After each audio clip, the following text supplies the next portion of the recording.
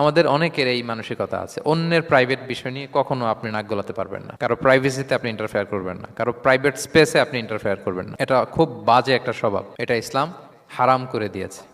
আমাদের অনেকের মধ্যে আছে খুঁটে খুঁটে, ভাই এটা কি ওইটা কি করছেন, সরকারি চাকরি না প্রাইভেট চাকরি, বেতন কত, বয়স কত, ওইটা কত ওইটা কত, হাবি যাবি, এটা তার ইটস নট হিজ বিজনেস। তারপরে মানুষ খুঁচিয়ে খুঁচিয়ে নিঃসন্তান দম্পতি আমি দেখেছি, তাদেরকে পেলে অনেকে, ভাই কি সমস্যা, কয় বছর হইল, বাচ্চা নিচ্ছেন না কেন, কবে হবে, কার সমস্যা, আপনার সমস্যা না ভাবির সমস্যা, বেটা তোর কি সমস্যা ওইটা বল। একজন নিঃসন্তান দম্পতি তারা কি স্ট্রাগলের মধ্য দিয়ে যায় আপনি জানেন?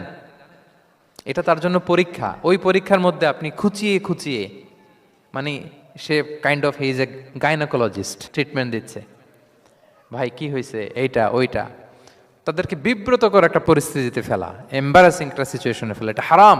এই ম্যানারগুলো ইসলাম আমাদেরকে ধরে ধরে শেখায় যে এটা তোমার বিজনেস না, তুমি খুঁচিয়ে খুঁচিয়ে মানুষের ব্যক্তিগত বিষয় যেটাতে সে বিব্রত বোধ করে, এগুলো তুমি জিজ্ঞেস করতে পারো না।